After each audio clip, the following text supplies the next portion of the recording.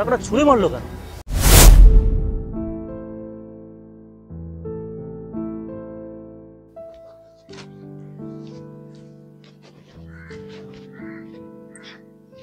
বাবু 10টা টাকা দিন না বাবু, সারাদিন কিচ্ছু খাইনি।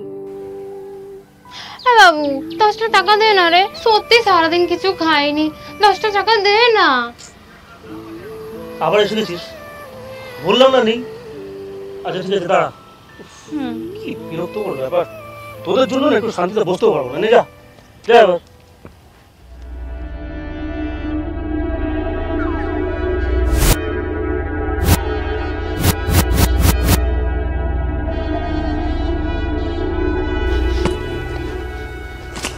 অদ্ভুত,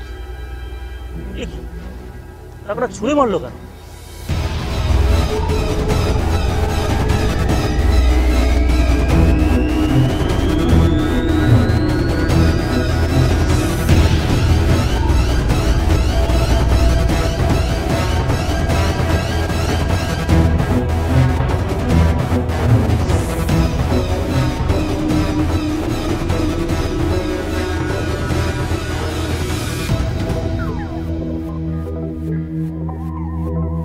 কি ব্যাপার দাদা, কি দেখছেন?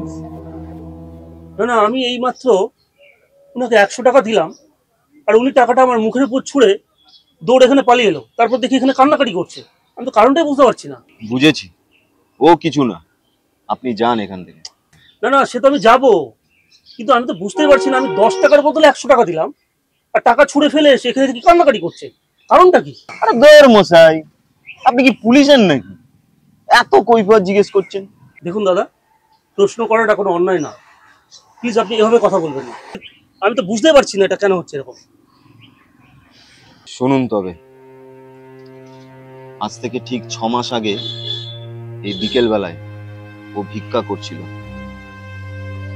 আপনার মতো কোনো এক বাবু এসে ওকে 100টা টাকা দেয়।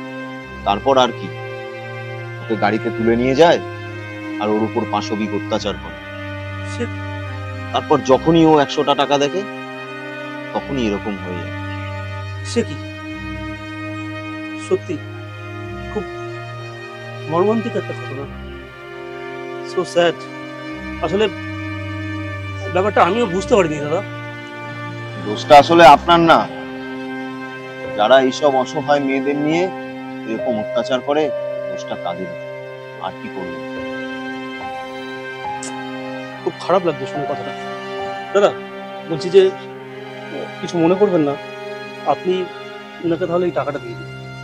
আসলে আমি কিছু বুঝতে পারিনি গো। ঠিক আছে, আপনি যান, আমি দিয়ে দিচ্ছি। ঠিক আছে। আর একটা কথা, আপনি আমার এই কার্ডটা রাখুন। আমি একটা এনজিওর সাথে যুক্ত আছি।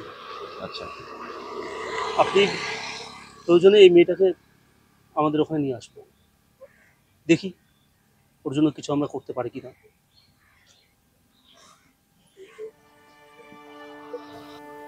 বাবু ভয় পেও না, আমাদের একটা এনজিও আছে, তুমি ওনার সাথে আমাদের এনজিওতে চলে এসো, কেমন?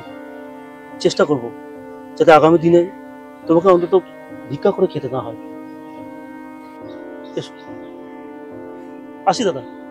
হ্যাঁ আসুন।